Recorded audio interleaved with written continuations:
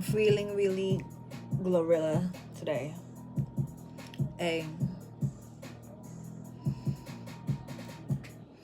Hi, welcome back to my channel video. My name is Meow Michelle, and the response that I got from my video called I got diagnosed with autism and now I know I've always felt like an alien got like responses like, oh my god, algorithm works. And there's like questions and stuff, so I want to like just answer the questions as I read them. So it says here, I'm seriously relate. That's great. Oh, that's not a question. Okay, where's the other question? I'm so glad the algorithm got this video. I relate so much. I haven't received an evaluation or diagnosis. Do you have any tips for that, and would you be open to sharing more about your experience of getting evaluated at some point? Yes. So here's how I did it. Oh, one day in March, I was arguing with the guy I was with at the time, and after that I just felt suicidal. Mental health down the drain. I was feeling so low, and I got so low, drop it down low, that I picked up a shaving razor, and I tried to do what I do on my wrist, and I did, and I called Samaritans. It was like 3 a.m. but I managed to get through to my best friend, Emma, and she answered, and I was like, oh, I haven't cut myself since like I was 19, and she said a prayer for me, and after that prayer I closed my eyes and I fell asleep. And the next day I went to work, and during my break I called the GP and I was like, listen, I tried to SH, because we're censored now. I tried to SH myself last night, and I don't want to feel like this. I don't want to do this anymore. That's how I felt. And then I'm laughing, but it's not funny. Like, that ass, like, drop it down low. That's how low I was. And I was like, I don't want to do this. Like, I need help. And you know what? I keep having frequent meltdowns, and I know something's going on with me. I think I'm autistic. So I brought myself forward. I was like, yo, I'm suicide. I want to unalive myself at times. I keep flirting with the idea of death, and I have frequent meltdowns, and I just want to know what is wrong with me. There's something wrong with me. Everyone in the world keeps telling me there's something wrong with me. I'm too friendly, I'm too naive, I'm all of that. It was like, okay, well, would you want to go on sertraline? I was like, no, I've tried sertraline. It just made me like, I couldn't feel anything, and it just made me itchy. Like I could almost get hit by a car and nothing, just. And I don't like feeling like that, because I couldn't even like laugh or cry. I was just dead and numb. I could not bust, and that's all I'm gonna say. So I was like, no, I don't want sertraline. And he was like, oh, do you want to try citalopram? And I was like, citalopram? Like, yeah, it's another SSRI. I was like, okay, let me try that. Google, did my research. What is citalopram? Oh, it's another one.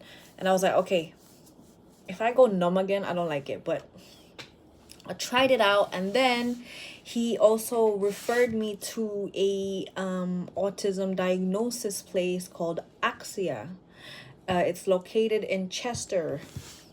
And they said, he referred me, and then I got an email, like, asking, like, do you want to I got a call. Do you want to do it online, or do you want to do it in person? And I was like, I want to do it in person. She said, okay, like, if you do it online, it's going to be a lot sooner, or if you do it in person, you're going to have to wait a couple months. I was like, okay, when? She said October. So at the time it was March. March, April, May, June, July, August, September. I waited like 7 months before I got seen, but they did give me the option of, face to online. But I wanted to face it. I wanted to go there, face the person, see how they are, so they can look at me, and you know what I mean. Like when you're just like on a webcam, I don't feel like you are speaking with the person, but face to face energies, all of that stuff. I found that I was more comfortable with that. Um, did I do any preparations for it? I googled things like what to expect in an autism assessment, and I did like autism tests online, and then it always came up that I was autistic. So I was like, okay. I got there. It looked like I was gonna go horseback riding, but apparently the place used to be like a horseback riding place. So, and then they converted it into like a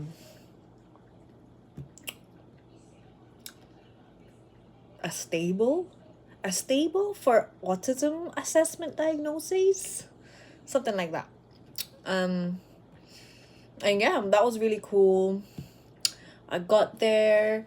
There was like noise cancellation headphones. There was like literature about autism and women, and I was just there like, wow, like look at all this literature. Like I need to read all of these books. Because the type of books I've been reading is how to figure out how to be a person in the world. Hence, this book, Human Hacking. I've read this back to front. And I'm still learning, but just the fact that I have, I'm trying to learn how to be around other people so I can come across as like a normal human, typical person. Yeah. Okay. Next question. It says, I'm worried that if I were to try, a lot of my symptoms wouldn't even come up during an evaluation because I mask so intensely.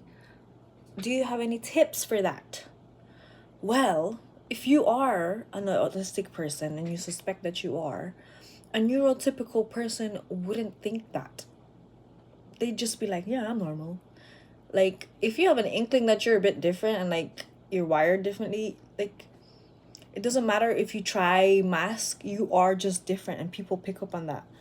Neurotypical people pick up on that, regardless if you're masking or not, because I can only mask for so long. Like I can mask for like 10 minutes and then it starts getting weird. No, okay, not weird. I need to like let go of that notion that I'm a weirdo. It starts getting like I'll start twirling my hair, or I'm just looking around.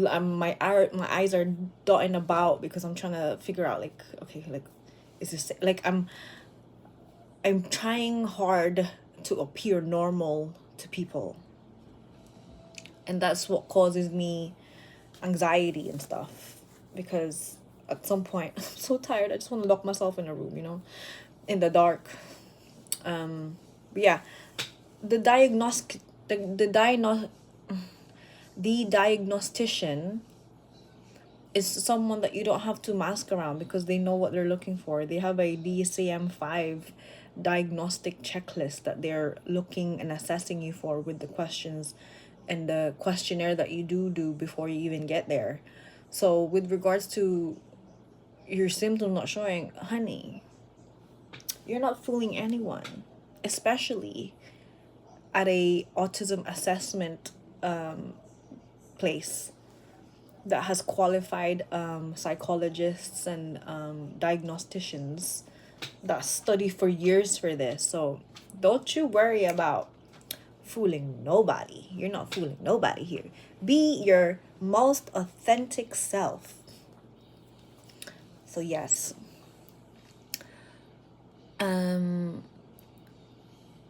Definitely get evaluated just so you can get some kind of clarity and like take some steps. Because of my diagnosis, I've done my researchings. There's so much to learn. Sometimes I don't even look because I'm like so overwhelmed. But a day at a time. It even like pushed me to start speaking on YouTube, because when I was doing my research, it was mostly white people and I'm not white, people. I feel like there's like a representation issue here, because as a Filipino woman in the UK who's autistic, I think that's such a niche in itself. And if there's someone out there like me, I feel like, hey, I'm here, like, come, it's okay, we got this, we're autistic and it's cool. I got a question from Kathleen Nguyen.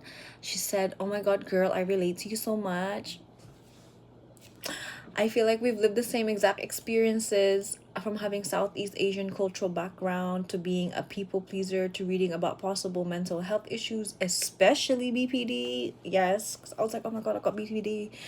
And also the thing about smoking weed, trying to mitigate whatever the hell's going on inside you. I'm glad you made this video. I'm glad, like, I'm glad that that video helped you somehow. And then she says, would you be able to explain further how you went about getting diagnosed? Okay, I went over that just then. How long did it take? 7 months. Was it something you suspected and actively pursued? Yes, because at the age of 27, I was like, why am I still a weirdo in the world? Why do I feel like I'm still trying to figure out how to be a human being, connecting with other human beings? And I don't get sarcasm. I don't understand when people are being mean to me. I don't understand. Big groups are very overstimulating for me. I'd rather sit in a room with one or two people and we just bounce off of each other. And then when I'm done speaking, they can talk to each other and there's no pressure on me to be loud. See? If I could just sing my life, if I could sing, just interacting with everyone, I would do it. But it's not a thing that neurotypical people do. Okay. Or was it, yeah, for a while, okay, she said, for a while now, I've highly suspected that I am on the spectrum and I live in Canada. Healthcare isn't free. And I don't feel like I'm getting the right medical attention. And she's never had a good experience going to the doctor, and she's also 27 and a woman. Oh my God, like, we're like so similar. And I feel like and paying for a private specialist would be quite costly, like $2,000. I don't know if it's worth it. Girly, I think that you should, I don't know how the Canadian system works, but I think that you should speak to your GP, I don't know, general practitioner, and just, hey, listen, I think I'm autistic. What help is there? Can I please get assessed? If you are on low income, you guys have universal credit there? Just be like, I have low income. I need help. I'm struggling. I'm burnt out all the time from all the jobs I'm doing. And I can't do this no more. Like, I'm suffering. Like, just tell them how much you're suffering. Someone will listen. You gotta do it that way. Someone has to see how much you're suffering, and if this person doesn't see it, you go tell someone else. And if that person doesn't see it, you gotta tell someone else. You know, it's like sales. Like, you're not gonna make sales. You're not gonna make a sale with the first two people that you knock on the door on. You gotta knock on like 20-50 doors before you get one or two. You know, and it just takes that one person to listen to you, so that you can get the help that you need. Like, with Axia, I just got an email. They gave me my diagnoses, their evaluation, and they've also invited me to a 6-weekly program where it's like a support group for like autistic people that have been diagnosed like me, and I'm looking forward to it. It's in November. Cannot wait. I'm gonna be like, guys, like, you just going there and thinking, oh my God, these people, I don't have to explain myself to, they just get it. They just get it. But yes, to anyone that's thinking, oh, is it worth it? Like, is it worth getting evaluated? Is it worth? Yes, yes, yes, yes, yes. A thousand times yes. Like, you open up a whole new world. You open up a whole new world of possibilities and opportunities and conversations. When you finally get that like that stuff, like autistic. Oh, okay. How can we help autistic people? They even give me a card. I wish I had the card. I lost it. It's in my pocket somewhere, but it's like a card from Axia that says I'm autistic, and then at the bottom it's like, I may seem a bit unpredictable. I Artificial light causes me great pain. Please, can you explain the thing that you're saying clearly and concisely, because I want to understand. Like, it has like all these instructions that, and it says you're autistic, and it's like, oh my god, that's like my Yu-Gi-Oh card. Like, I don't get it. Please stop being mean to me. I'm autistic. Like, I don't understand what the hell you're talking about. I know you're making a joke, but what does that mean? Yes, I'm stimming because I need a way to regulate my system, because I'm overwhelmed with all this light and all this talking and all this noise. Yeah, so definitely get evaluated. I think it's getting evaluated gave me permission to slow down and really figure out what it is that I need to feel better alive in this world. You know, and that's coming from someone that's under like depression, anxiety, like just trying to figure out what the is going on, like. And now I can slow down and see what works for me. Why? Because I'm autistic.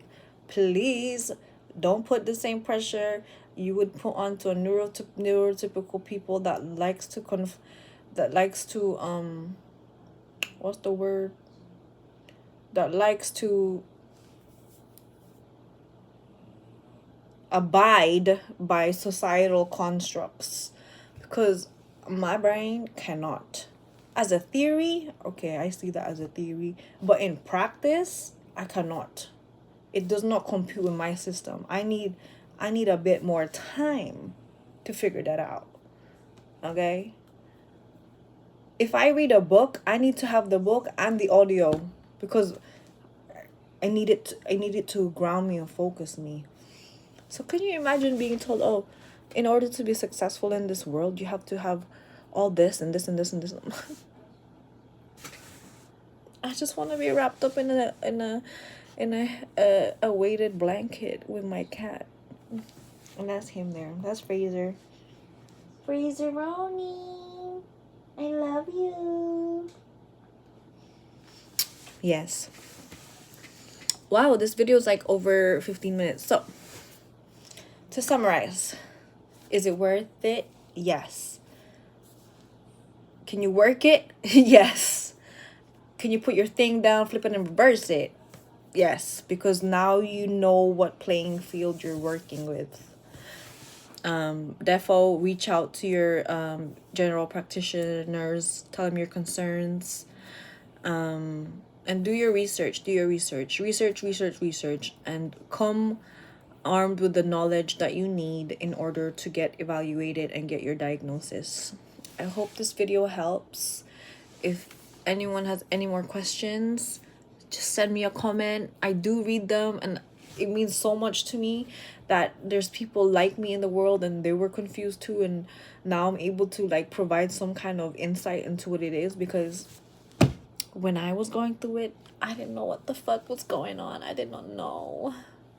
So hey, if this can help clear any more confusion and lead you to a path of knowledge and greater understanding of yourself, yes,